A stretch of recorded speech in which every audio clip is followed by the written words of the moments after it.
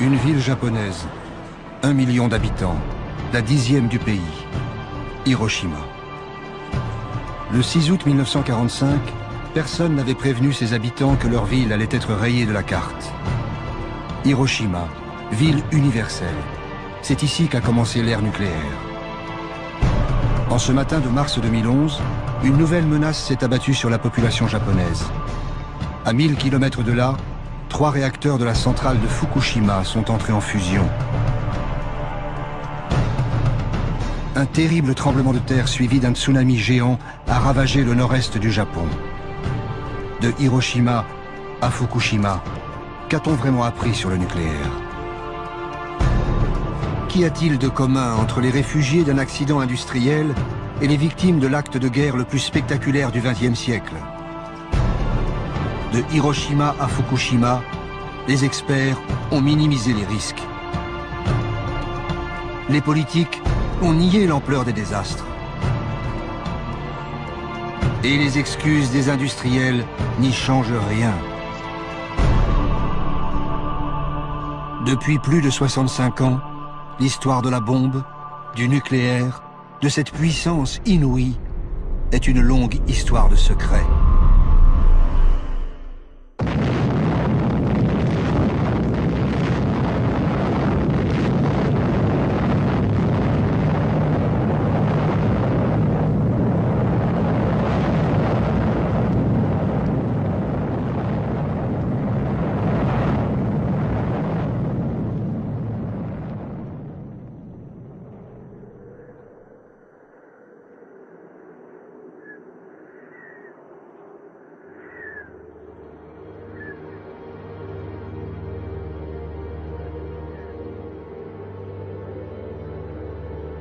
Ces silhouettes ont été imprimées à jamais sur les dernières parois restées debout après la première explosion nucléaire.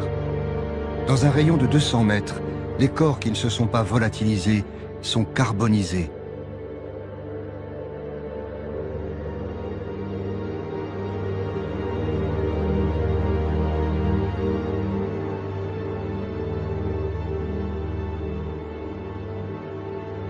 N'ont survécu que ceux qui étaient loin de l'épicentre ou protégés par des murs de béton.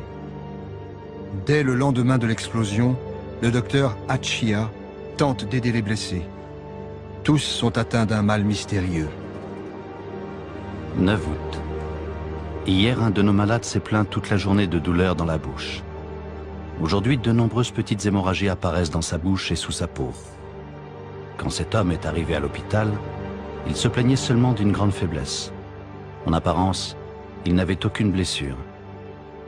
Ce matin, d'autres malades commencent à avoir des hémorragies sous-cutanées auxquelles s'ajoutent des vomissements de sang. Pourtant, parmi eux, aucun ne présente de symptômes connus.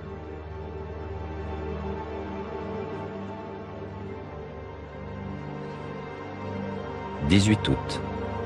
Aujourd'hui, un nouveau symptôme a fait son apparition. De nombreux malades commencent à perdre leurs cheveux. Ils ont un vilain teint.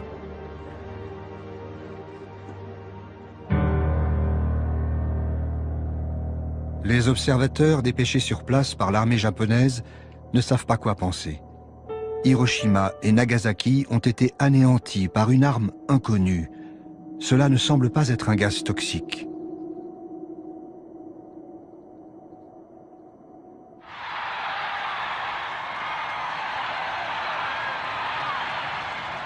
Aux États-Unis, chacun pense que les 2 bombes atomiques ont mis fin à la guerre. Pour la population, c'est une découverte. Ces armes ont été développées dans le secret le plus absolu. Même le Congrès ne savait rien. Mais l'histoire qu'on leur vend est celle de héros modernes et non pas d'une science qui tue.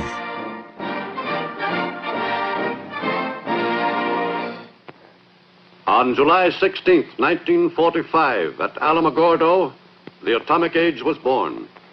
Minus 20 seconds. Doctors James Bryant Conant and Vannevar Bush were among the handful of spectators. Minus 5 seconds. Now!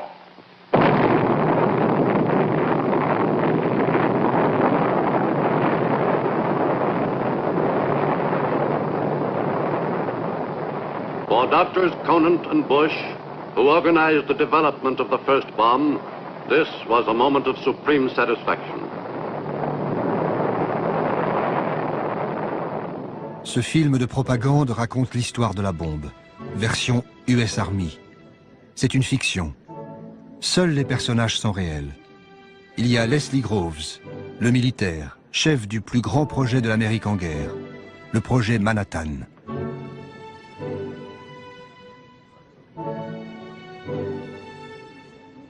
As head of the Manhattan District during the war, I was responsible for the development of the atomic bomb, control of atomic energy, and for all of the security. Il y a Robert Oppenheimer, le responsable scientifique du projet Manhattan. Automatic control has got it. This time, Rob, the stakes are pretty high. It's going to work all right, Robert, and I'm sure we'll never be sorry for it. Well, we'll know in 40 seconds. Son obsession, c'est de savoir si la bombe sera efficace. Et il y a Bush, le politique, celui qui a rendu possible la bombe en créant l'alliance entre militaires, scientifiques et industriels, donnant ainsi naissance à ce qu'on appelle encore aujourd'hui le complexe militaro-industriel. De cette alliance naîtra la bombe atomique, une arme qui va changer le monde.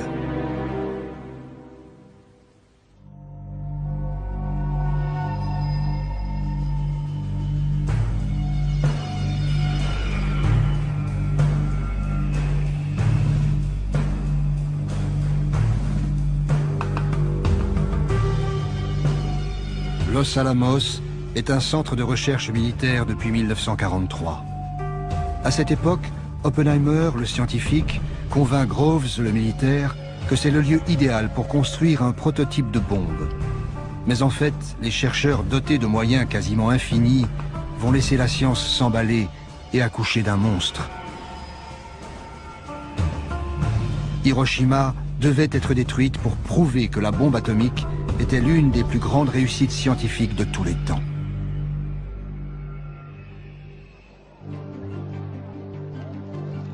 Tout a commencé lorsqu'en 1939, le célèbre physicien danois Niels Bohr se rend aux États-Unis pour une réunion à Princeton. Bohr est porteur d'une mauvaise nouvelle. Des chercheurs allemands auraient réussi la fission d'un noyau d'uranium.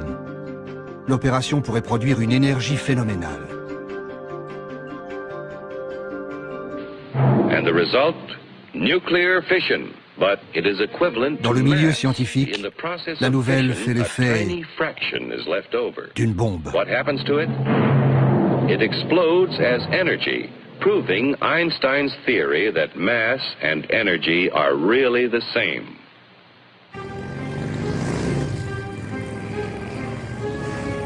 Au même moment, en mars 1939, les armées allemandes occupent la Tchécoslovaquie. Ce n'est pas seulement une catastrophe pour l'Europe centrale. Les nazis font du même coup main basse sur la plus grande mine d'uranium d'Europe. L'Allemagne dispose désormais de la matière première pour concevoir une réaction en chaîne par la fission nucléaire.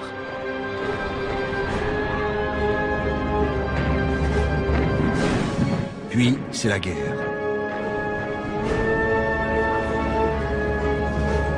Entre alliés et nazis, la course scientifique et militaire est engagée. Mais aux États-Unis, l'opinion publique est très hostile à toute intervention dans le conflit européen. Dilemme pour le président Roosevelt. Il doit respecter ses électeurs, mais aussi préparer son pays à toute éventualité. This nation will remain a neutral nation, but I cannot ask that every American remain neutral in thought as well. Albert Einstein est le plus célèbre des physiciens réfugiés en Amérique. Comme tous les exilés européens, juifs et non-juifs, il sait de quoi Hitler est capable. Impossible donc de rester en dehors de la course aux armements. Poussé par le chercheur hongrois Szilard, il décide d'écrire au président des États-Unis. Grâce aux travaux de Joliot en France et ceux de Fermi et de Szilard en Amérique, il est devenu possible d'envisager une réaction nucléaire en chaîne dans une importante masse d'uranium, et ainsi générer de grandes quantités d'énergie et de nouveaux éléments de type radium.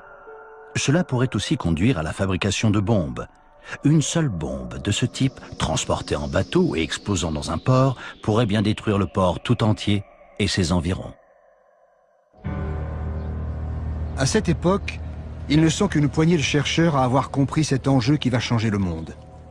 Un ami d'Einstein transmet la lettre en main propre à la Maison-Blanche. Roosevelt réagit immédiatement. Les nazis se préparent à nous réduire en poussière. Il nous faut agir. Un des conseillers scientifiques de la Maison-Blanche est Vannevar Bush, celui qui deviendra l'un des 3 grands pionniers de l'ère nucléaire. Nous avions compris que la guerre allait se transformer en un combat sans merci, que l'Amérique allait devoir y participer tôt ou tard, que ce serait une lutte très technique, que nous n'étions absolument pas préparés à cela, et enfin, et c'est le plus important, que notre système militaire tel qu'il existait ne pourrait jamais produire à plein régime les nouveaux équipements dont nous aurions certainement besoin. Bush, le politique, est président de la richissime Carnegie Institution. Il décide de mettre autour d'une table scientifique, industrielle et militaire les 3 piliers du futur complexe militaro-industriel. Pour réussir, Groves le militaire en est certain. Il faut des moyens colossaux et garder le plus grand secret.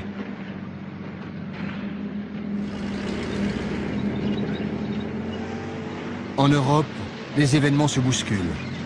Durant l'été 1940, l'offensive éclair de la Wehrmacht met la Belgique et la France hors de combat en 6 semaines. La Grande-Bretagne se retrouve seule face à Hitler. Les Allemands défilent sur les Champs-Élysées.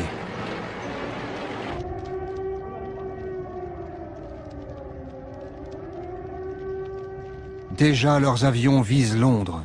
C'est le Blitz. Les recherches britanniques sur l'atome ont alors une nette longueur d'avance. Cambridge héberge un prestigieux laboratoire de recherche nucléaire. Churchill et le gouvernement britannique pensent que 3 ans suffiraient pour fabriquer une bombe atomique.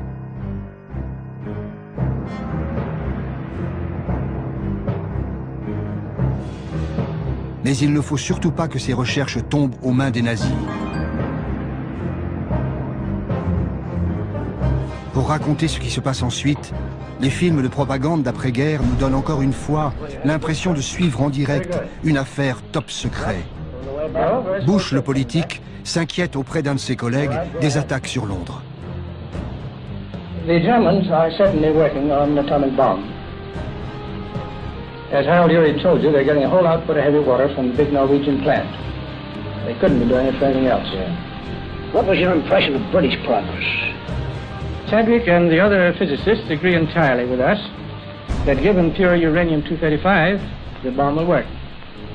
But they realize that this will run into a big industrial job. The British are overtaxed by the present war production, and they urge that the job be done over here. Effectivement, l'Angleterre, sous les bombes, décide de livrer ses recherches aux États-Unis. Elle adresse à Washington un mode d'emploi de l'énergie atomique, le rapport Maude. Nous sommes arrivés à la conclusion qu'il serait possible de fabriquer une bombe à l'uranium de 10 kg environ, qui aurait une puissance de destruction égale à 1800 tonnes de TNT, et libérer une grande quantité de matière radioactive, dangereuse pour la vie humaine, pendant une longue période dans la zone de l'explosion.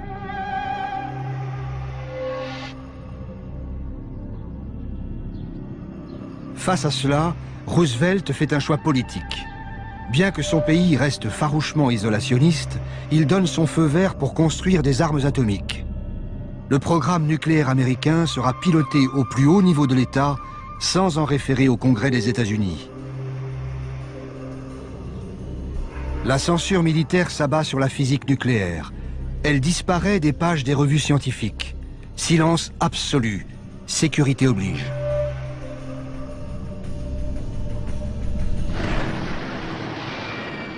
Pearl Harbor, 7 décembre 1941. L'attaque surprise des avions japonais va mettre fin aux dernières hésitations. L'offensive japonaise fait basculer les États-Unis dans le conflit mondial. Roosevelt peut enfin rejoindre ouvertement le camp des Alliés contre les puissances de l'Axe, Japon, Allemagne, Italie.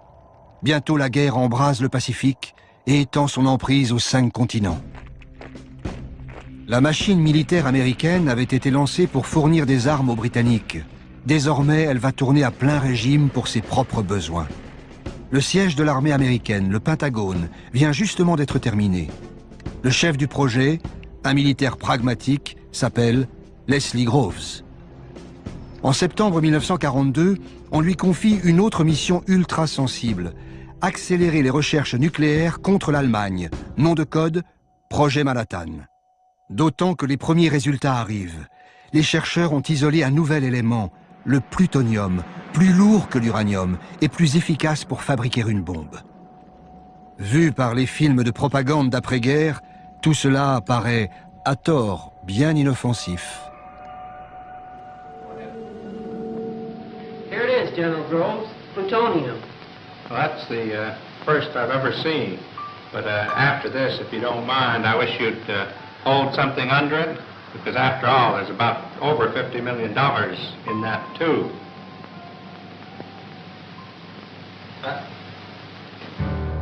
Ces recherches nécessitent une armée de scientifiques, d'ingénieurs et de techniciens répartis sur tout le territoire américain. Pour coordonner ces équipes, Groves, le militaire, a choisi un outsider, professeur de physique théorique à Berkeley. Un homme qui a même été proche du Parti communiste, Robert Oppenheimer. Il est propulsé à la tête du projet de recherche le plus gigantesque que la science ait connu. C'est un génie, un véritable génie. Il sait tout.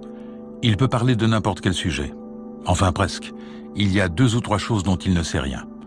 Le sport, par exemple. L'autre priorité de Groves, c'est de trouver la matière première pour la future bombe.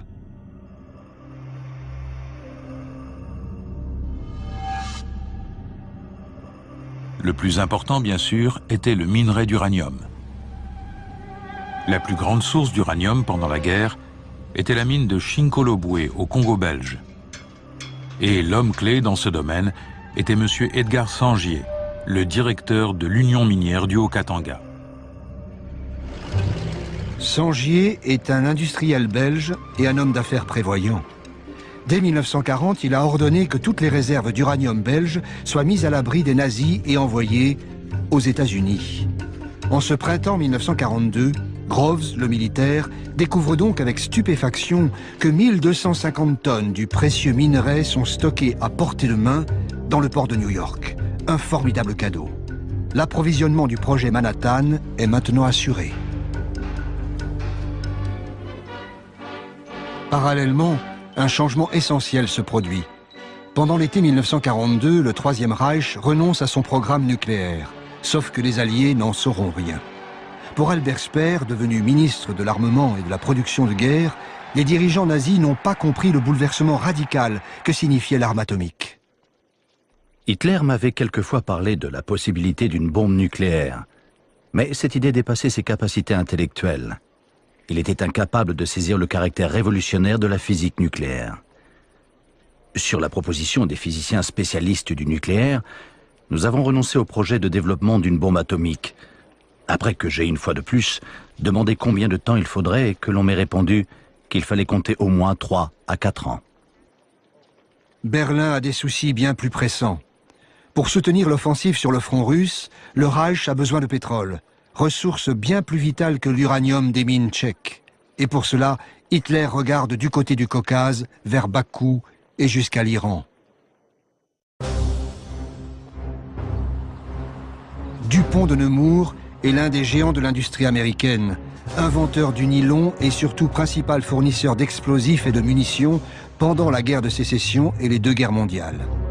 Dès le début, Dupont fut appelé à soutenir le projet Manhattan, tout comme Monsanto, Kellogg, Union Carbide et autres grands groupes américains.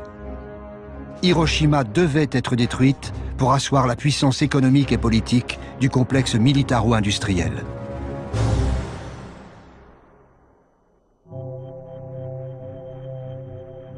Deux mois après que l'Allemagne a arrêté son projet nucléaire, la salle de squash de l'Université de Chicago est devenue un gigantesque assemblage de graphite et d'oxyde d'uranium. C'est le prototype CP1, une pile nucléaire de 350 tonnes. Autrement dit, le tout premier réacteur atomique que les chercheurs alliés veulent tester au plus vite. L'expérience a lieu le 2 décembre 1942. Secret militaire oblige. Ni l'université, ni les étudiants, ni la ville de Chicago n'ont été prévenus. Devant un public de savants, l'Italien Enrico Fermi, prix Nobel de physique, ordonne le démarrage de la réaction en chaîne. S'il s'est trompé dans ses calculs, il y aura une explosion nucléaire en plein centre-ville de Chicago.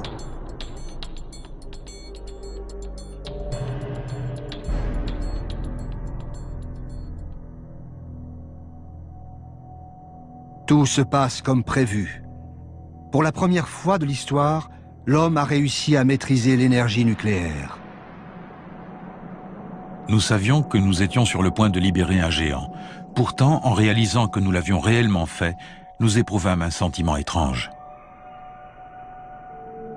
Parmi les spectateurs, un autre homme est fasciné par l'expérience.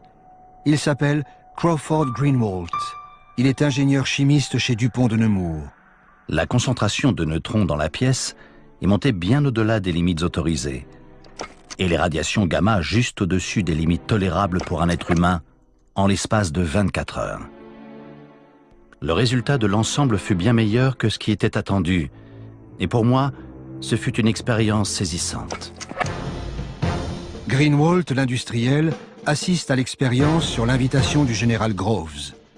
Pour faire passer le projet Manhattan à sa phase industrielle, Groves a en effet besoin d'un conglomérat rompu à la confidentialité et capable de superviser des corps de métier qui vont manipuler d'importantes quantités d'uranium et de plutonium hautement radioactifs.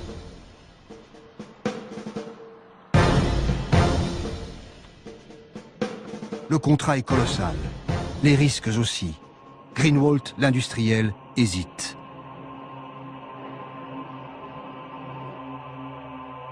Pour ne pas se faire traiter de profiteur de guerre, DuPont signera finalement un contrat ne lui procurant qu'1 dollar symbolique de bénéfices par an.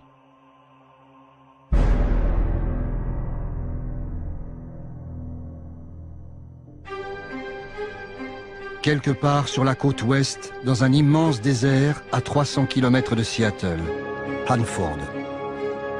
La taille du site construit par DuPont de Nemours donne la mesure des besoins industriels phénoménaux. Le chantier s'étend sur 1500 km². En 9 mois, 85 000 ouvriers font surgir de terre 3 réacteurs nucléaires et une usine de purification d'eau capable d'alimenter une ville d'1 million d'habitants.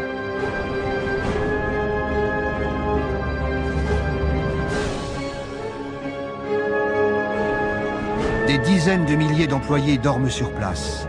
Tous ont signé un contrat qui les oblige au secret.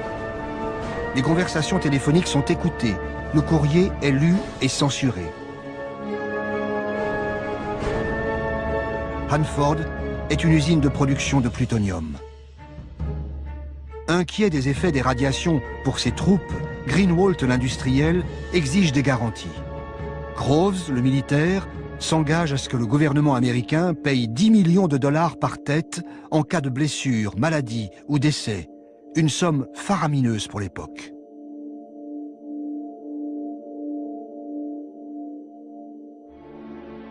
Le projet Manhattan est réparti sur tout le territoire américain.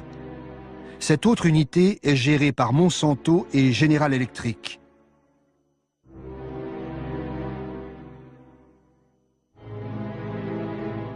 On y produit l'uranium-235 et les autres matières premières nécessaires à la bombe. Il faut plusieurs tonnes d'uranium brut pour fabriquer 1 gramme de combustible nucléaire. Ici aussi, Groves a fait cloisonner au maximum les différentes étapes de la chaîne de fabrication pour garder le secret absolu. La plupart des employés ne découvriront qu'à la fin de la guerre sur quoi ils ont réellement travaillé. Tout cela, ainsi que les plans de la bombe, est consigné dans les carnets de Greenwalt, l'industriel. Ces carnets sont restés secrets militaires jusqu'en 1989.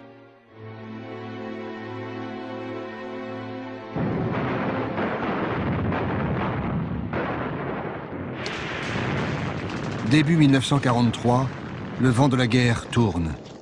Sur le front européen, la déferlante allemande vers le Caucase a été stoppée net à Stalingrad. Épuisée par l'hiver russe, la 6e armée se rend aux Soviétiques.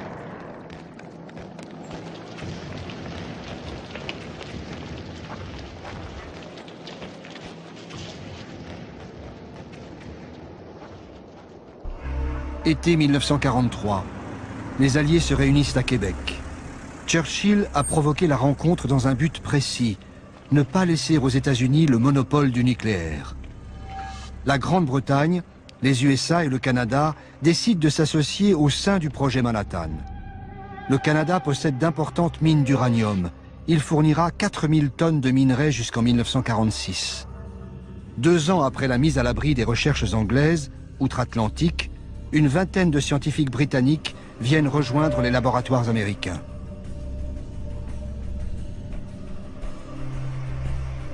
Les nouvelles recrues viennent immédiatement rejoindre les milliers de chercheurs, ingénieurs et techniciens qui travaillent sur le projet Manhattan.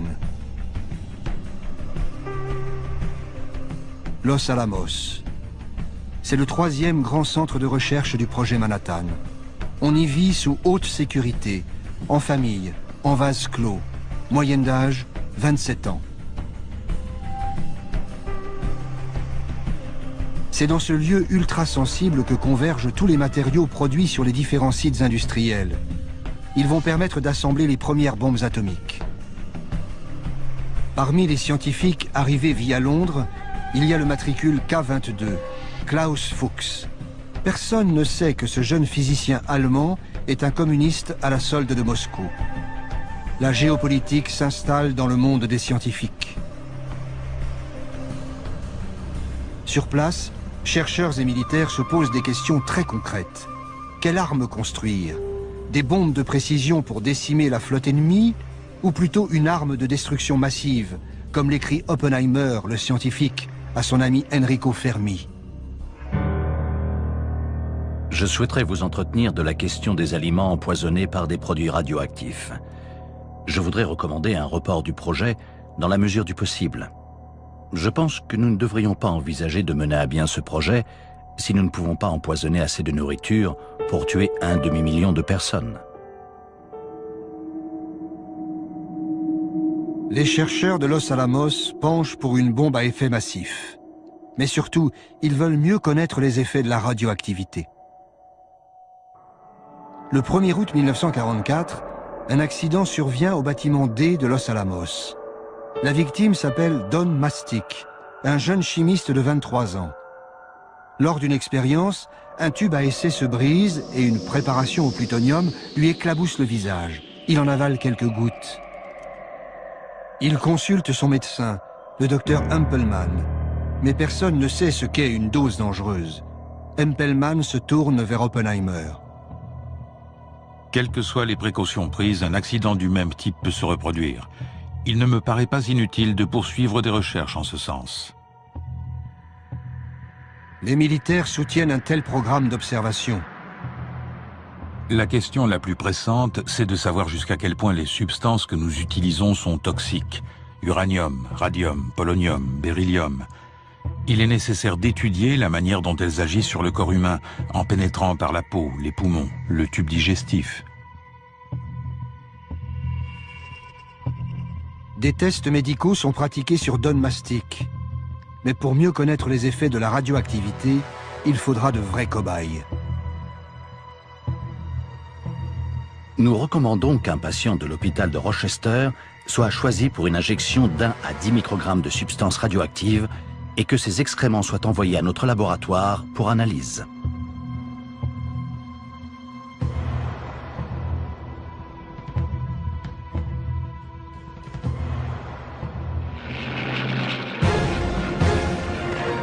Au tournant de l'été 1944, loin des laboratoires américains, l'armée rouge fait son entrée en Pologne. Les Alliés occupent la Sicile et débarquent en Normandie, ouvrant un nouveau front à l'ouest. La future bombe ne sera peut-être plus nécessaire en Europe.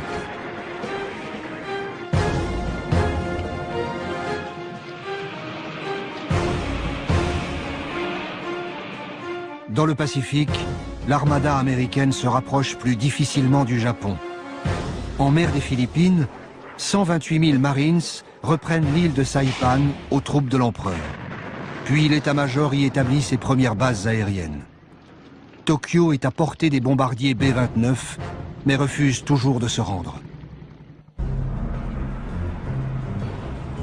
Roosevelt sait qu'en politique, les plus grands secrets finissent toujours par s'éventer.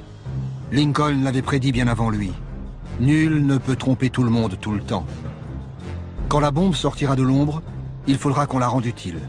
Avec elle, l'Amérique pourra dicter ses conditions à ses ennemis comme à ses alliés, à commencer par Staline. Hiroshima devait être détruite pour donner à l'Amérique un avantage décisif face aux Soviétiques.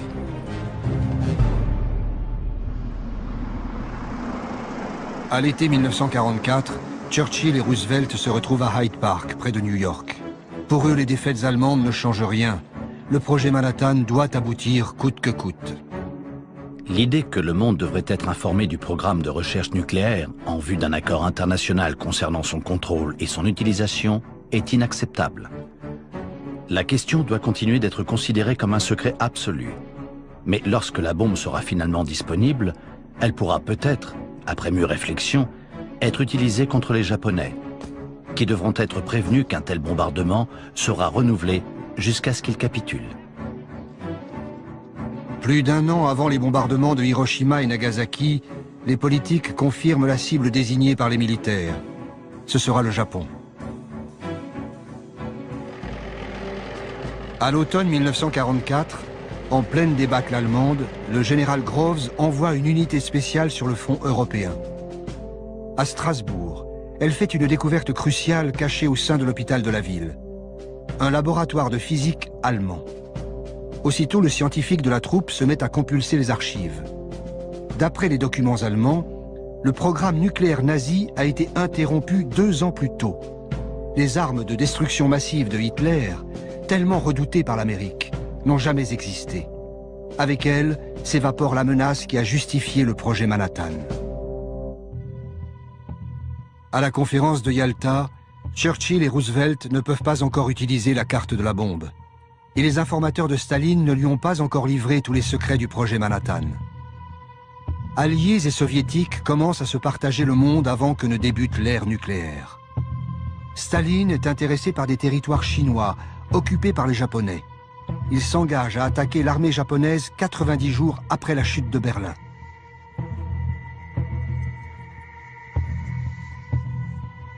Reste à savoir qui sera le premier à occuper l'archipel.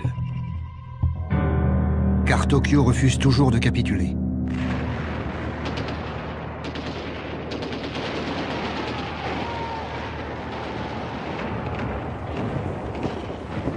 Dans le Pacifique, la prise de l'île d'Iwo Jima est longue et difficile.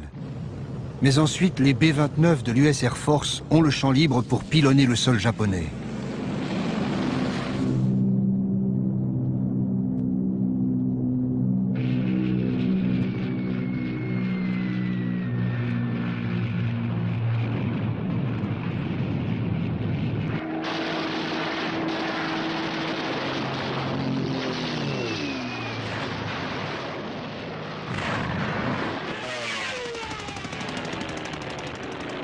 Tokyo et la plupart des grandes villes de l'archipel subissent des raids incessants. Plus de 8 millions d'habitants sont déplacés. Dans la seule nuit du 9 mars 1945, un déluge de bombes incendiaires fait plus de 100 000 morts dans la capitale japonaise. Le pays est affamé, à court de vivres, de carburant et de munitions. Sa puissante marine est totalement anéantie. Les kamikazes se battent jusqu'au bout, dans des avions de fortune, sans essence pour le retour. Leurs sacrifices font croire que le Japon ne renoncera jamais.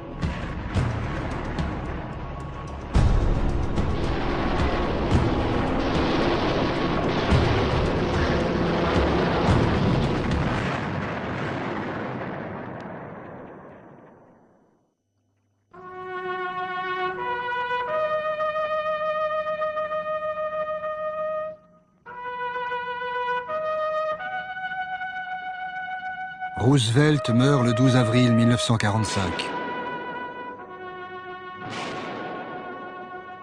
Son successeur, Harry Truman, un ancien sénateur spécialiste des affaires militaires, ignore tout du projet Manhattan. Pourtant, il était vice-président des États-Unis depuis 6 mois. Son secrétaire d'État à la guerre lui apprend que Roosevelt lui lègue un secret écrasant. Stimson me dit qu'il voulait que je connaisse l'existence d'un énorme projet en cours. Un projet portant sur la mise au point d'un nouvel explosif, d'un pouvoir destructeur à peine croyable. C'est tout ce qu'il se sentit libre de me dire sur le moment. Et sa déclaration me laissa perplexe. Mais Truman va vite comprendre l'avantage stratégique inédit que confère la bombe A. Son futur ministre des Affaires étrangères, James Burns, un proche de Roosevelt, en est persuadé. Burns m'a dit que l'arme pourrait être si puissante qu'elle serait potentiellement capable de balayer des villes entières et de tuer des gens à une échelle sans précédent. Et il a ajouté qu'il pensait que la bombe pourrait bien nous mettre en position de dicter nos conditions à la fin de la guerre.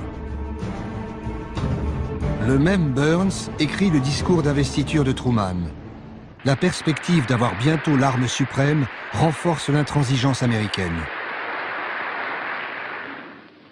Both Germany and Japan can be certain, beyond any shadow of a doubt, that America will continue the fight for freedom until no vestige of resistance remains.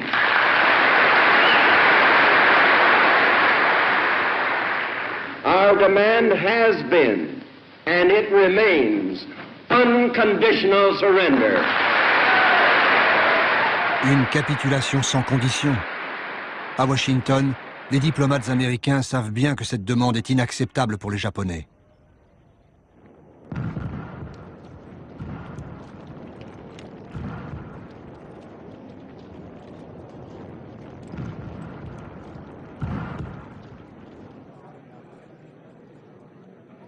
Le 8 mai, le monde apprend la capitulation de l'Allemagne. Berlin a été conquise par l'armée rouge. Les soviétiques ont aussi libéré Varsovie, Prague, Budapest et Sofia. Staline n'a pas l'intention de s'en retirer de sitôt.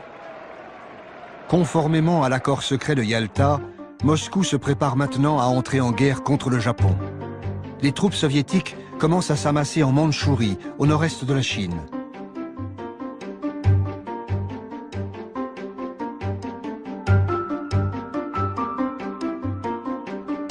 En Europe, l'après-guerre a déjà commencé. Mais à Londres, Churchill s'inquiète des visées de Staline sur l'Europe de l'Est. Il propose à Truman d'organiser une rencontre sans délai. Il me semble que nous pouvons difficilement parler de ces questions par correspondance et qu'aussi vite que possible, il devrait y avoir une rencontre entre les 3 grands chefs d'État. La réponse de Truman est surprenante. Je suis d'accord avec vous pour dire qu'une rencontre entre les 3 chefs d'État serait souhaitable. Cependant, en ce qui concerne la période, il me sera extrêmement difficile de m'absenter de Washington avant la fin de l'année fiscale, le 30 juin. Étonné par l'attentisme du nouveau président, alors que Staline bouge ses pions sur l'échiquier européen, Churchill insiste. Je pense que la rencontre devrait avoir lieu en juin et j'espère que votre année fiscale ne la retardera pas. Truman cherche à gagner du temps. Il fait savoir à Staline qu'il ne sera pas disponible avant le milieu du mois de juillet. Churchill est furieux. Je considère que la date du 15 juillet, je répète juillet, le mois qui suit le mois de juin, est beaucoup trop tardive pour aborder les questions urgentes qui demandent que nous les traitions ensemble. J'avais proposé le 15 juin, je répète juin, le mois qui précède le mois de juillet. Mais si ce n'est pas possible, pourquoi pas le 1er juillet, le 2 ou le 3 ? Truman finit par imposer sa volonté. La réunion se tiendra à Potsdam, près de Berlin, le 15 juillet. 15 juillet. C'est le jour qui a été choisi pour le premier essai d'une bombe au plutonium sur le site d'Alamogordo. Truman veut connaître le résultat du test avant la rencontre de Potsdam.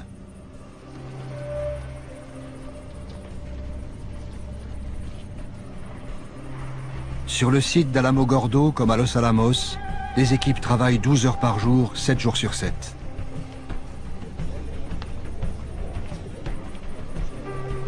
Oppenheimer raconte. Je ne pense pas qu'il y ait eu un moment où nous ayons travaillé plus dur pour aller plus vite, que pendant la période entre la capitulation allemande et l'utilisation effective de la bombe. Nous subissions une pression incroyable pour avoir terminé avant la réunion de Potsdam.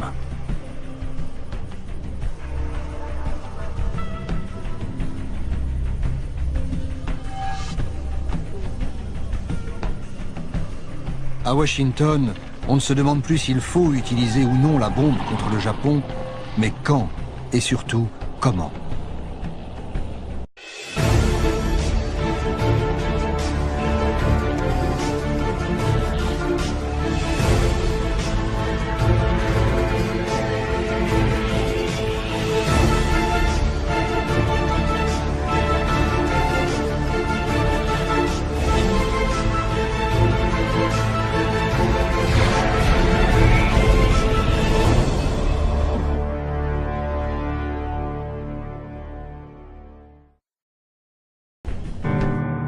Les cibles ne devaient pas avoir été déjà détruites par les bombardements. Il était aussi souhaitable que la première cible soit d'une taille telle que les dégâts se limitent à son périmètre. Comme ça, nous pourrions mieux déterminer la puissance de la bombe.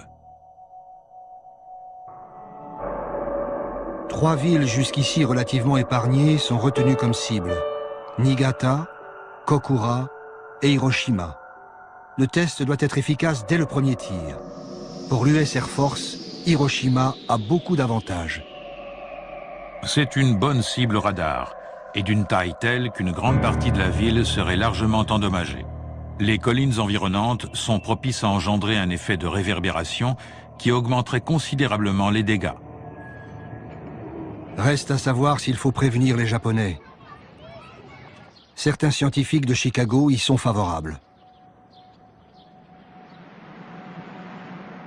Nous pensons que l'utilisation de la bombe nucléaire contre le Japon sans annonce préalable est imprudente.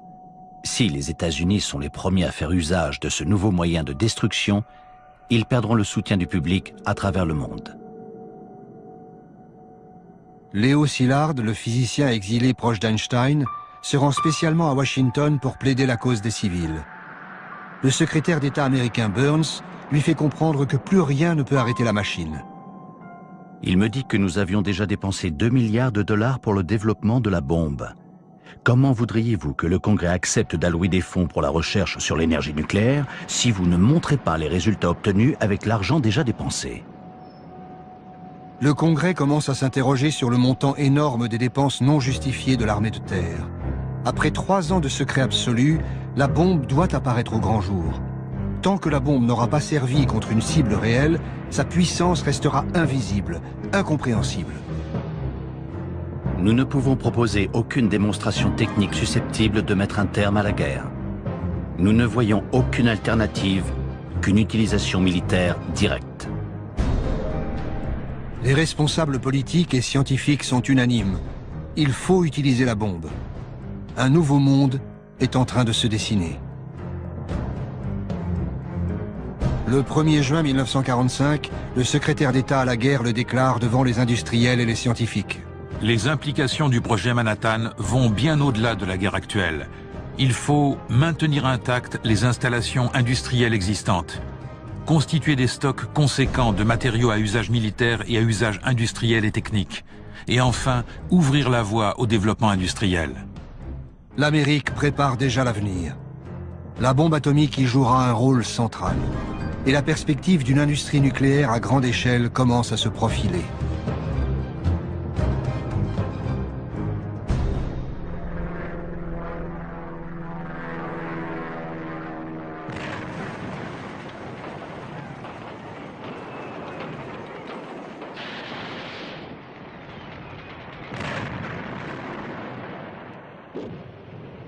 L'armée américaine s'empare de l'île d'Okinawa. C'est la bataille la plus sanglante de la guerre du Pacifique. 12 000 GIs et plus de 100 000 soldats japonais sont tués et au moins autant de civils.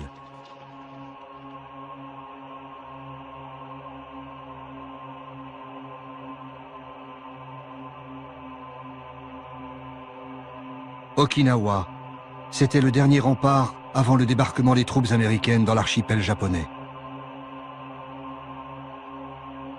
À Tokyo, le palais impérial cherche avant tout un moyen de négocier la fin de la guerre sans sacrifier l'empereur. Quelques jours avant la conférence de Potsdam, il tente de faire passer le message via Moscou. Le 7 juillet, Truman et son secrétaire d'État Burns embarquent à bord du croiseur Augusta pour se rendre à Potsdam. Ils apprennent qu'un télégramme très urgent a été transmis par les Japonais à leur ambassade en Union soviétique. La première vraie preuve du désir des Japonais de mettre fin à la guerre est parvenue aujourd'hui sous la forme d'un message intercepté envoyé par le ministre des Affaires étrangères Togo à Sato, son ambassadeur à Moscou.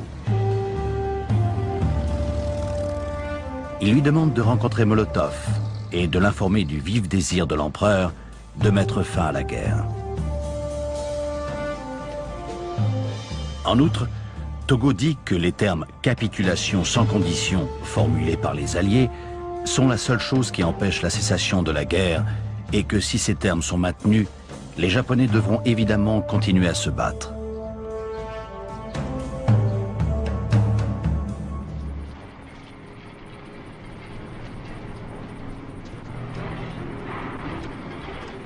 Dans le désert du Nouveau-Mexique, le jour tant attendu est arrivé. Tout est prêt pour le premier test nucléaire jamais réalisé. Nom de code, Opération Trinity. Le général Groves raconte les derniers préparatifs. Le test avait été programmé pour 4 heures du matin le 16 juillet. Cette heure avait été choisie dans l'idée qu'une explosion si tôt le matin attirerait moins l'attention d'observateurs éventuels, la majorité des gens étant encore endormis. Nous nous attendions à ce qu'il y ait un énorme éclair lumineux, mais nous ne pensions pas qu'il serait assez puissant pour réveiller la population.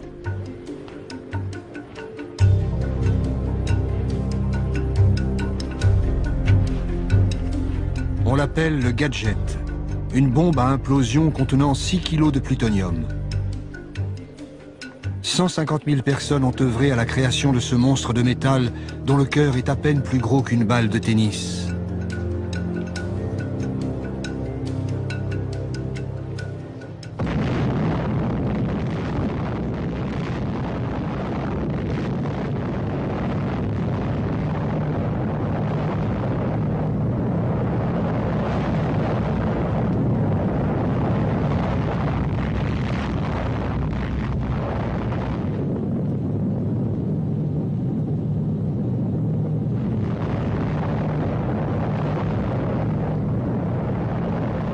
La boule lumineuse fut visible jusqu'à 300 km alentour.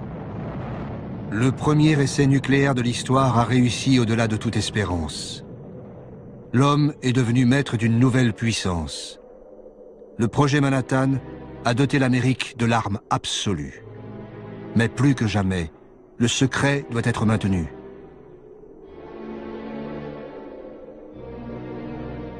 Groves, le militaire, fait diffuser un communiqué préparé à l'avance.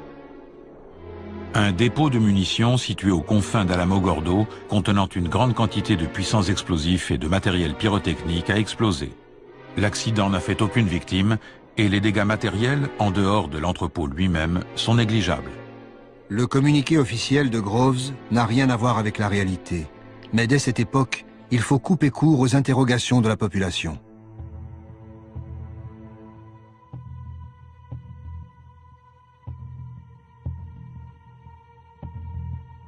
Truman et Burns arrivent à Potsdam le même jour. On leur transmet aussitôt un télégramme crypté en provenance d'Alamogordo. Opéré ce matin. Diagnostic encore incomplet, mais les résultats semblent satisfaisants et dépassent déjà les prévisions. Lors de sa première rencontre avec Staline, Truman n'a pas encore compris tout ce que cela signifie. La conférence se poursuit. Comme promis, à Yalta, les Soviétiques interviendront contre le Japon à partir du 15 août. Mais les nouvelles qui affluent du Nouveau-Mexique, les heures et les jours suivants changent complètement la donne. Churchill note tout de suite un changement dans l'attitude des Américains. Il n'en comprend la cause que le lendemain, à la lecture du rapport complet du général Groves. Maintenant, je sais ce qui est arrivé à Truman hier. À la Réunion, après avoir lu ce rapport, il était un autre homme. Il s'est mis à dicter aux Russes ses conditions et, plus généralement, il a pris la direction des débats. Le secrétaire d'État Burns raconte. Le président et moi n'étions pas pressés de voir les Russes entrer en guerre après l'annonce de la réussite de l'essai nucléaire. Pour Truman, la bombe atomique est devenue la carte maîtresse de la diplomatie américaine. Il écrit dans son journal le même jour: « C'est certainement une bonne chose pour le monde que la bande à Hitler ou celle de Staline n'ait pas découvert la bombe atomique. Cela semble la chose la plus terrible jamais découverte, mais on peut en faire la plus utile. » Truman n'a plus besoin de l'appui soviétique pour faire plier Tokyo. Mais encore faut-il pouvoir tester la bombe avant que le Japon, totalement encerclé, ne rende les armes. 2 jours après, Groves envoie un autre télégramme à Potsdam. Selon l'état de préparation du patient et les conditions atmosphériques, l'opération pourrait avoir lieu à n'importe quel moment, à partir du 1er août. Le compte à rebours est enclenché. L'ordre de lâchage de la bombe est transmis le 25 juillet aux forces aériennes stratégiques pour le Pacifique.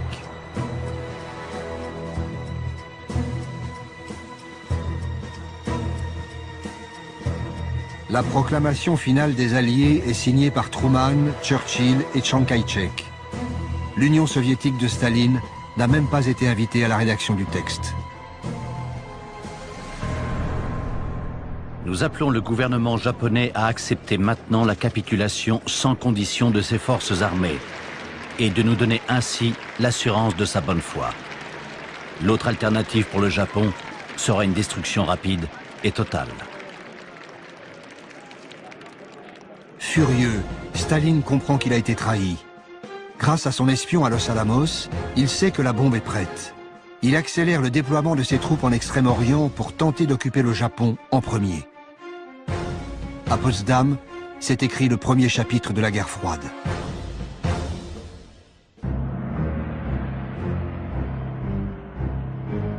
La découverte d'armes nouvelles est le propre de l'art militaire, rester dans le plus grand secret aussi. La légende veut cependant que le largage de 2 bombes atomiques ait permis de sauver la vie de millions de GIs et de civils en écourtant la guerre. En fait, Hiroshima devait être détruite pour exposer au monde la surpuissance de l'arsenal américain.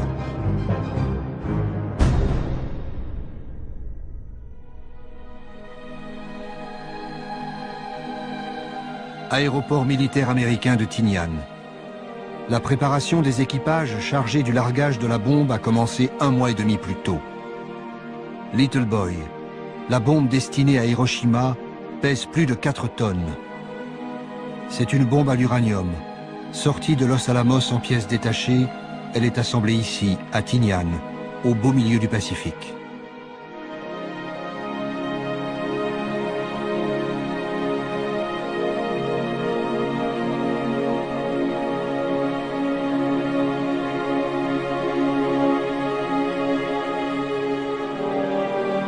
Un bombardier B-29 est aménagé pour recevoir la bombe. Il est baptisé Enola Gay, en hommage à la mère du pilote.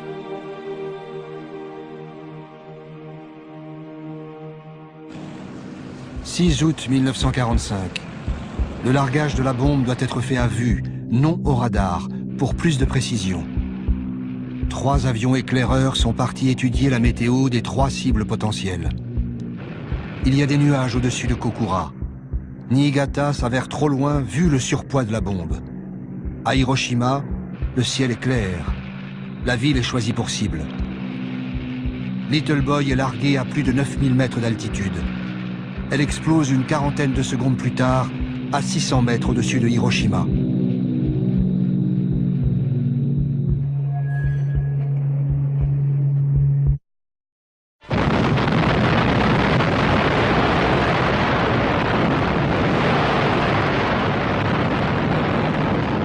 La boule de feu libérée par l'explosion nucléaire atteint la température d'1 million de degrés centigrades. Elle se propage au-delà de la vitesse du son en brûlant tout l'oxygène sur son passage.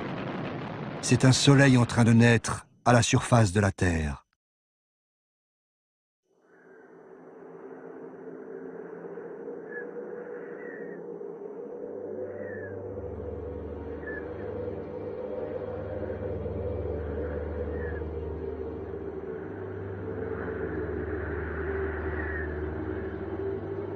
« 6 août. Soudain, il y a un éclair, puis un autre. Ombre et reflet, tout a disparu. Il n'y a plus qu'un nuage de poussière au milieu duquel je n'aperçois qu'une colonne de bois qui supportait ma maison. Hiroshima, 8h15. Le docteur Hachiya se préparait à partir pour l'hôpital. Il note ces phrases dans son journal le jour même de l'explosion. Instinctivement, je me mets à courir, ou du moins j'essaie. Inutilement. Des poutres jonchent le sol. Je me sens extraordinairement faible. Je dois m'arrêter pour reprendre des forces.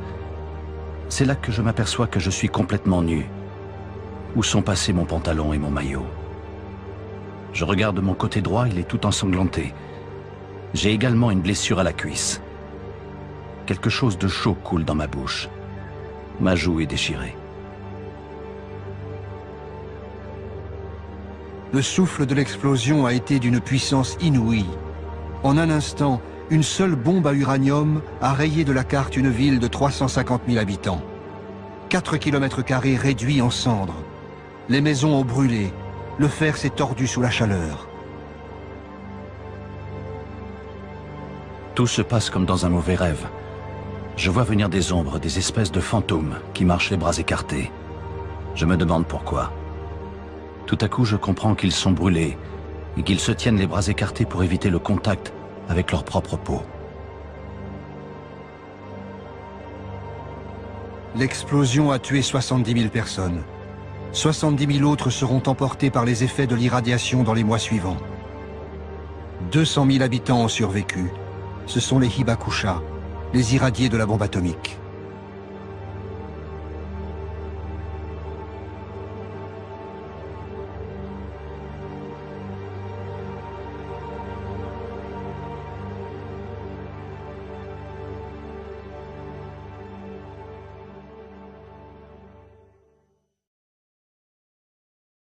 A short time ago, an American airplane dropped one bomb on Hiroshima and destroyed its usefulness to the enemy. That bomb has more power than 20,000 tons of TNT. It is an atomic bomb. It is a harnessing of the basic power of the universe. 2 jours après l'explosion de la bombe sur Hiroshima, les Soviétiques déclarent la guerre au Japon. 1,5 million de soldats franchissent les frontières de la Mandchourie, occupée par le Japon depuis 1931. Les troupes japonaises ne livrent pas bataille. À court de munitions, elles se rendent aux Soviétiques.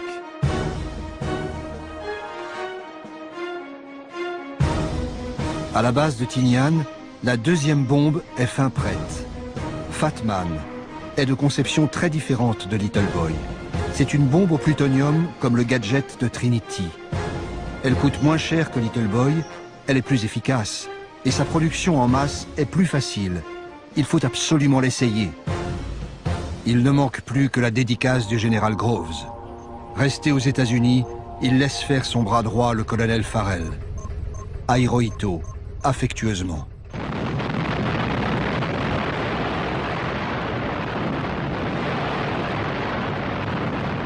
« 9 août, 11 heures passées de quelques minutes.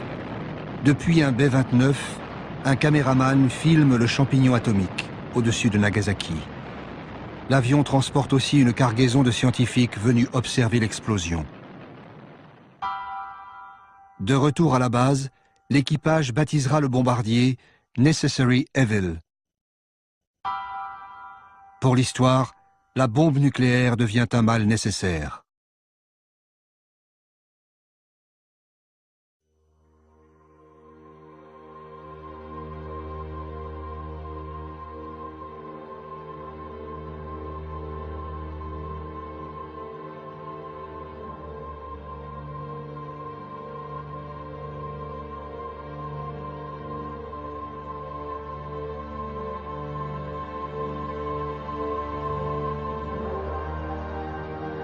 À Nagasaki, 80 000 habitants sont morts sur le coup ou dans les 4 mois qui ont suivi.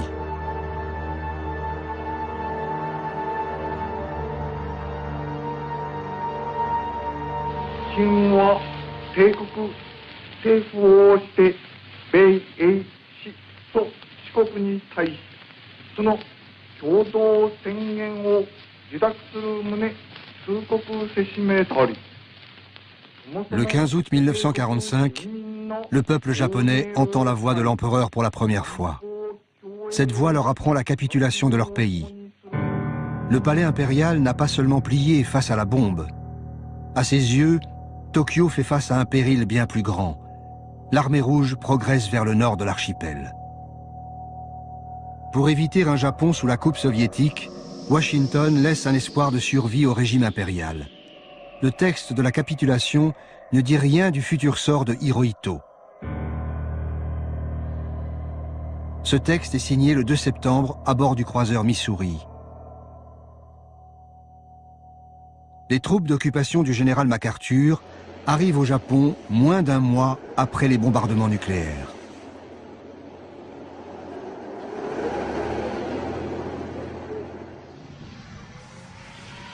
Mais les premiers étrangers à se rendre à Hiroshima et Nagasaki sont des journalistes. L'Australien Peter Burchett est épouvanté par les symptômes dont souffrent les rescapés. À Hiroshima, 30 jours après la première explosion atomique qui a totalement détruit une ville et stupéfié le monde, des habitants qui n'ont pas été touchés directement par la déflagration souffrent atrocement et continuent à mourir pour des raisons encore inconnues, dont on peut seulement dire qu'il s'agit d'une peste atomique. Aussitôt, l'armée contre-attaque. Le colonel Farrell, bras droit de Groves au Japon, convoque le journaliste et fait publier un ferme démenti. À Hiroshima, ceux qui devaient mourir sont morts. Actuellement, au début du mois de septembre, il n'y a plus personne qui souffre des effets de la radioactivité. Farrell se rend à l'hôpital de Hiroshima. Le personnel médical l'assaille de questions. Mi-septembre, il conseille à son patron, Groves, d'étendre les opérations d'apaisement. Hier, à Hiroshima, nous avons rencontré les médecins japonais. Le professeur Tsuzuki nous a interrogés. Il se demandait si l'explosion n'avait pas libéré des gaz toxiques. Pour couper court à ces suppositions, nous avons formellement répondu qu'il n'y avait pas eu utilisation de gaz toxiques. Nous rendons publique cette information. Il serait souhaitable que vous en fassiez de même auprès des Alliés. La machine de propagande se met en marche. Il faut rassurer tout le monde au moment où les troupes américaines s'installent dans le pays. Aux États-Unis, l'opération de propagande porte également ses fruits. Les responsables du projet Manhattan réussissent à vendre à la presse la prouesse technologique de Los Alamos. Dès le 11 septembre 1945, Groves, le militaire, et Robert Oppenheimer, le scientifique, organisent un voyage de presse au Ground Zero du Nouveau-Mexique.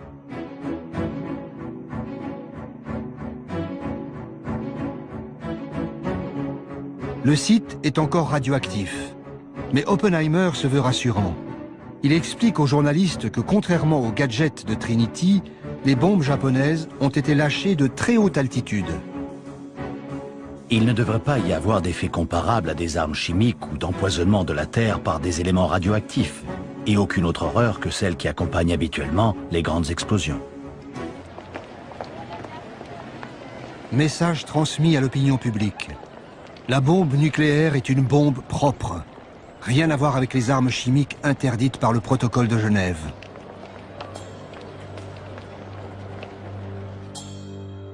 Pendant ce temps, au Japon, d'autres militaires arrivent pour filmer et analyser les effets de la nouvelle arme.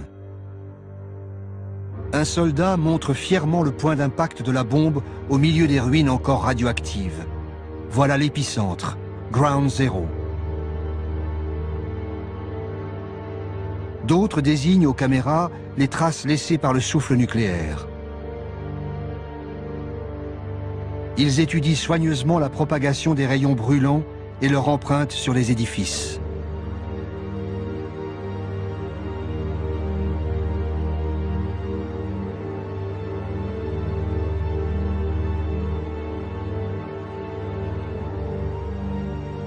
Devant la presse, les forces d'occupation nient avec force la persistance de la radioactivité. Au même moment, des observateurs américains continuent de la mesurer méticuleusement.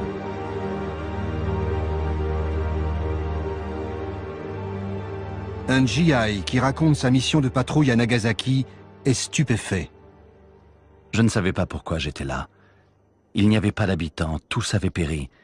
Il n'y avait pas d'oiseaux, pas d'animaux, pas de criquets. Il n'y avait rien du tout. C'est difficile de décrire un silence complet comme celui-ci. Au bout d'un an, 9000 Américains et Japonais travaillent à plein temps au département de la censure civile. La censure des troupes d'occupation s'avère redoutablement efficace. Dans les journaux d'Hiroshima, on supprime les caractères d'imprimerie correspondant aux termes « bombardements atomiques » et « radioactivité ». Pendant presque 10 ans, aucun Japonais ne pourra lire d'informations concernant les survivants irradiés, les Hibakusha.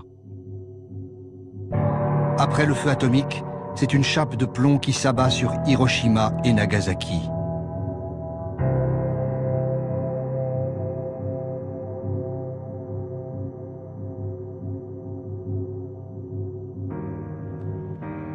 Tous les documents censurés pendant des années sont conservés ici, à l'Université du Maryland, près de Washington.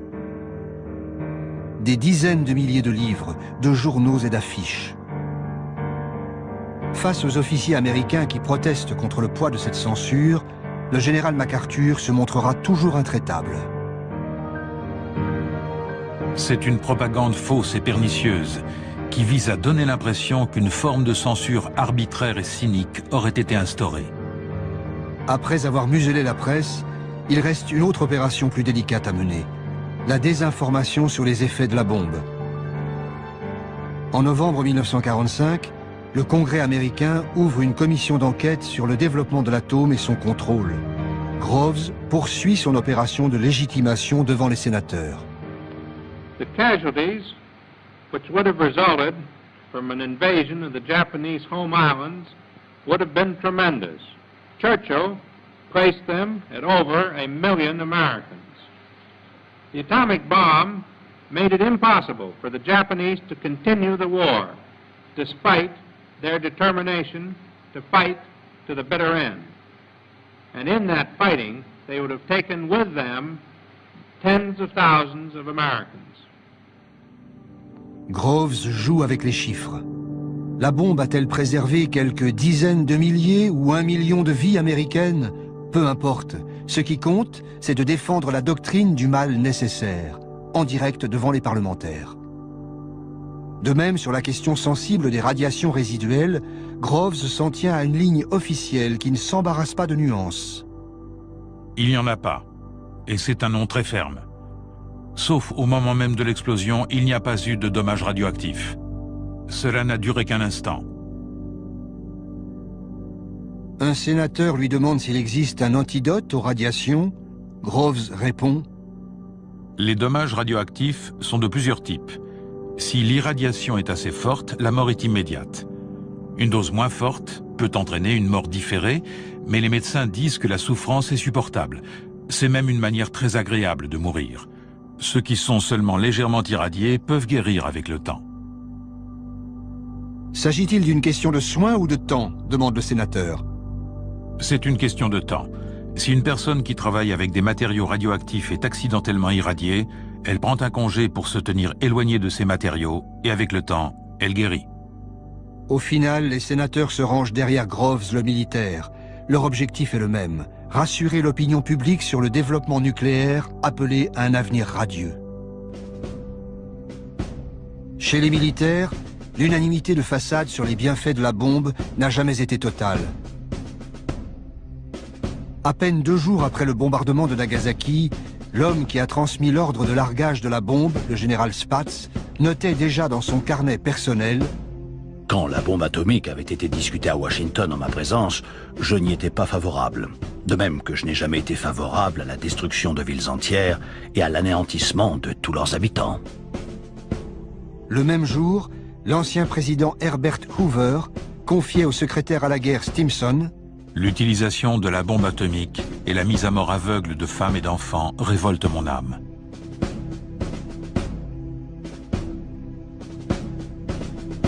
Stimson, l'ancien secrétaire d'État à la guerre, est le seul responsable politique à être resté en poste tout au long du projet Manhattan. À l'été 1946, on lui demande de signer un article pour faire cesser la polémique autour de la bombe. Le texte paraît dans le Harper's Magazine. Il déclare une fois pour toutes que l'arme atomique fut l'ultime recours pour terminer la guerre et sauver plus d'1 million de vies américaines. En privé, Stimson avouera ne pas se reconnaître dans ce texte largement inspiré par les responsables du projet Manhattan. Mais la doctrine est définitivement scellée. La bombe était un mal nécessaire et même indispensable.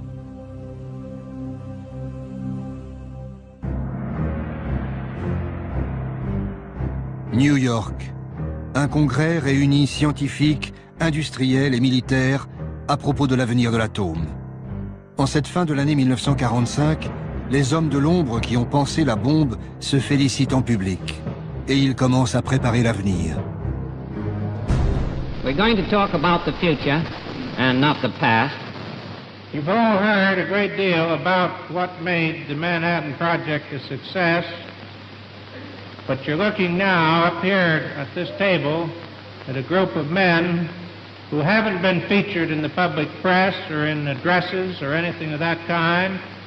They represent, and they were the leaders in their particular companies. They represent Carbide and DuPont and Kellex and Monsanto and Tennessee Eastman.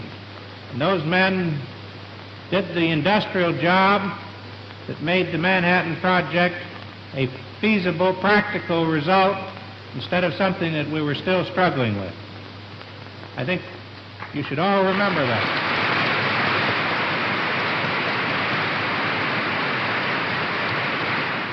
I can't see any difference between solving the problem to build an atomic bomb, which was enormous, and solving the problem of using atomic energy for peaceful purposes, provided the setup is right. Pacifique. Ce mot clé tourne la page d'Hiroshima pour ouvrir la voie à une industrie nucléaire civile. En août 1946, Truman crée une commission à l'énergie atomique, AEC, composée de civils. La guerre est finie. Partout, les généraux quittent les postes de décision. En janvier 1947, l'AEC prend le contrôle des sites industriels militaires d'Hanford et d'Oak Ridge. L'énergie nucléaire va partir conquérir le monde et devenir une puissance industrielle et économique. Le serment d'Hippocrate impose de sauver les humains, pas de s'en servir comme cobayes. C'est pourtant ce qui s'est passé à Hiroshima et Nagasaki.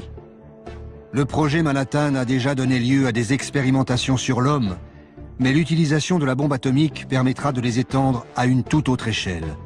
Cette expérience grandeur nature, étudiée pendant des décennies, a permis à l'Amérique de se préparer aux dangers de l'ère nucléaire.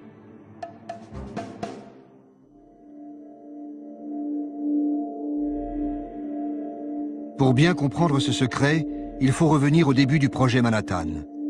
Les scientifiques, mais aussi les industriels, s'inquiètent très tôt des effets de la radioactivité sur le corps humain. Ils réclament des expériences concrètes. Le jeune scientifique, qui avait avalé du plutonium, n'est que le premier d'une longue série. Les médecins radiologues veulent connaître la dose limite de radiation dans le corps. Enfin, en avril 1945, le jour de la première expérimentation sur le corps humain est arrivé. Cela nous a permis de vérifier précisément les données de laboratoire. Des malades sont choisis dans différents hôpitaux. Chacun reçoit un numéro précédé des initiales HP pour Human Product, soit produit humain. La décision a été prise délibérément de ne pas informer les patients de la nature du produit inoculé. Des seringues spéciales en plomb sont conçues pour injecter des doses de plutonium d'environ 5 microgrammes. Les résultats confirment ceux des tests sur les animaux. Ils sont sans surprise. Le plutonium, 30 fois plus toxique que le radium, est un puissant cancérigène. 3 patients sont testés en avril 1945, 11 autres à partir de septembre, après la fin de la guerre. À ce moment, le responsable du projet Produit humain vient d'arriver à Nagasaki. C'est le docteur Warren, le médecin-chef du projet Manhattan. Warren n'est pas venu soulager les victimes ou partager avec les médecins japonais les connaissances accumulées aux États-Unis par ses équipes. Il est venu étudier les effets du plutonium sur les irradiés des bombes atomiques. Toutes les informations sont transmises aux États-Unis.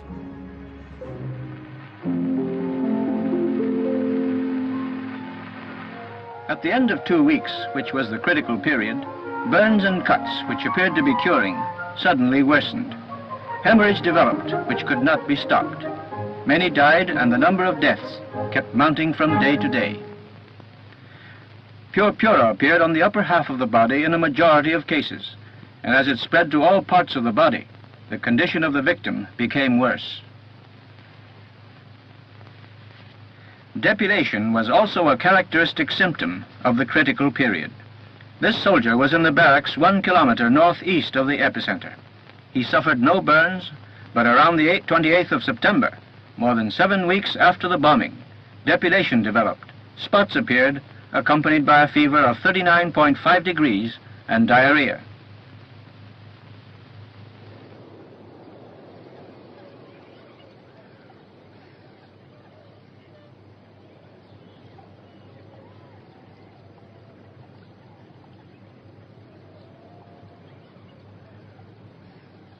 Les assistants de Warren recueillent des dossiers médicaux, saisissent des échantillons, filment l'évolution des symptômes.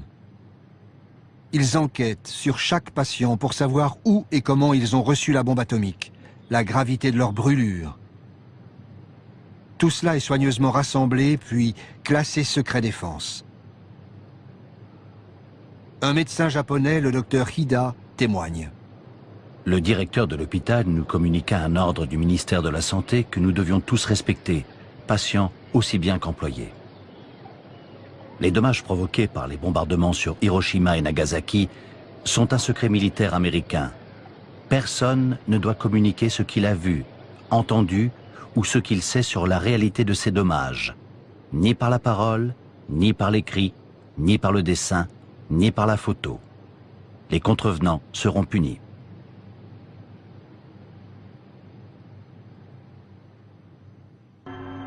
Warren, le médecin, est très précis dans ses observations. Son premier rapport, en revanche, est parfaitement dans la ligne officielle. La bombe A n'émet que peu de radiation, brièvement et sans conséquence. Les radiations des explosions nucléaires ayant causé des dommages physiques furent émises principalement pendant la seconde après l'explosion. Quelques blessures ont pu apparaître plus tard, mais toutes se sont produites pendant la première minute. Les deux autres types de radiations, celle provenant de la fission et celle causée par des objets près du centre de l'explosion, n'ont fait aucune victime. Cela a été prouvé définitivement.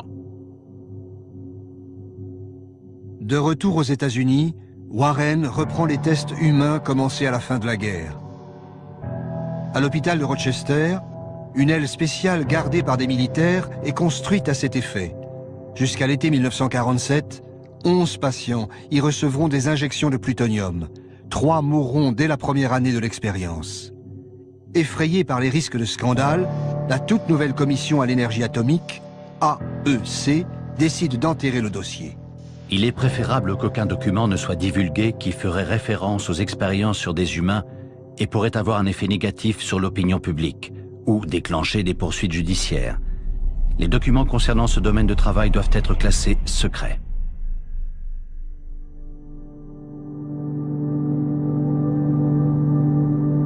Aux États-Unis, on s'interroge sur l'éthique médicale, tandis qu'à Hiroshima et Nagasaki débute une grande enquête sur les radiations.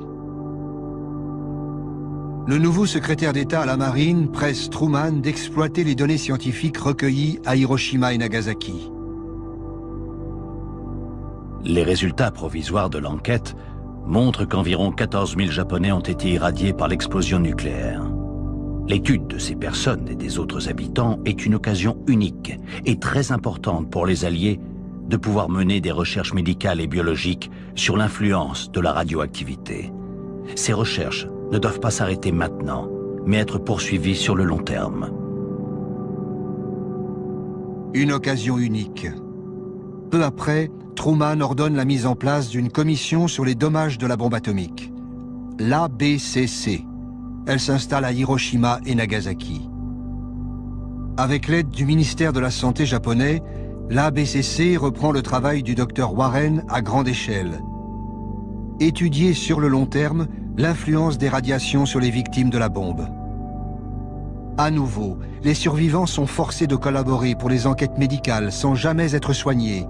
À nouveau, les informations recueillies sont classées, compilées, archivées et expédiées aux États-Unis. C'est ainsi que l'Amérique se prépare à affronter les nouveaux dangers de l'ère nucléaire. Les banques de données médicales de l'ABCC sont restées secret défense jusqu'en 1975. En 1973, un rapport confidentiel de l'ABCC expliquait la portée vitale de ces travaux pour les générations futures. Pour les personnes concernées par la protection contre les radiations, les conséquences à long terme des bombes atomiques sont importantes et utiles. Les observations sur le cancer, le vieillissement accéléré, les changements cytogénétiques et les mutations chez les descendants doivent se poursuivre au moins toute la durée de vie des survivants. Ces connaissances sont applicables aux futures politiques de santé dans les nations où les catastrophes radioactives seront un effet indirect du progrès. Le progrès, le mot est lâché. Il sera le leitmotiv des 30 Glorieuses et de la guerre froide. Le progrès à tout prix, sans demander l'avis des peuples.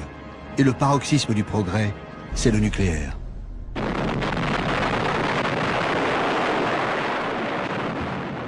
Nucléaire militaire d'abord. Dès la fin des années 40, la course aux armements est lancée à vitesse exponentielle. L'URSS s'y jette tout de suite pour rattraper son grand rival, puis viendront la France, la Chine, et ceux qui feront cette course en secret, Israël, l'Inde, le Pakistan. L'arsenal mondial devient un monstre incontrôlable.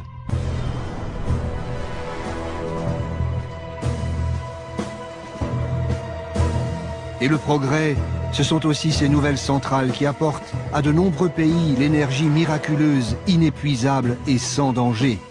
Avec l'aide de son ancien ennemi, les États-Unis, le Japon est devenu le 3e producteur mondial d'énergie nucléaire. Mais Fukushima le replonge brutalement dans le cauchemar atomique.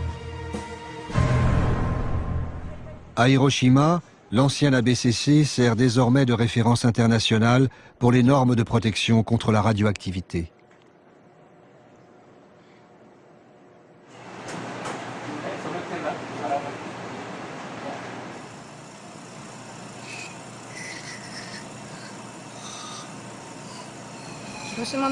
Personne n'avait imaginé que les irradiés de Hiroshima auraient des leucémies, des saignements de gencives ou des taches sur la peau. Mais maintenant, on sait bien que dans une zone donnée et avec une dose de radioactivité donnée, on aura tel problème de santé. Les gens de Fukushima sont inquiets parce qu'ils pensent au risque de cancer. Ils ont dans la tête les images de Hiroshima comme les brûlures, les dents qui tombent ou les morts. Je suppose qu'ils sont très angoissés car ils imaginent qu'il peut leur arriver la même chose. Tous les 2 ans depuis 35 ans, M. Nakanishi vient passer une série de tests médicaux à l'ancienne ABCC, devenue centre de recherche sur les effets de la radiation.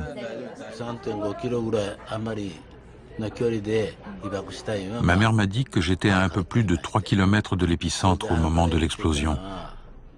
J'avais 3 ans. Elle m'a raconté que j'étais dehors et que j'ai été irradié. Un peu plus tard, j'ai perdu tous mes cheveux. Quand j'étais à l'école primaire, des copains de classe sont morts de leucémie. J'ai pensé que ça pouvait m'arriver à moi aussi. Mais à 20 ans, ce qui m'a choqué le plus, c'était la mort d'un ami de mon âge. Ça m'a fait très peur. On peut mourir de la bombe atomique plus de 20 ans après.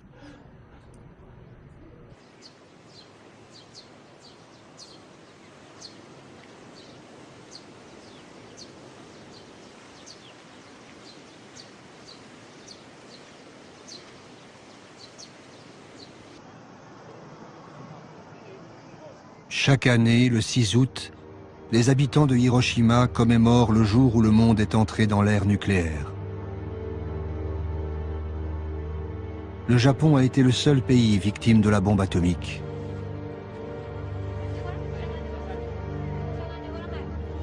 À Hiroshima, comme à Nagasaki, des lanternes en papier sont déposées sur l'eau de la rivière pour apaiser les âmes des disparus.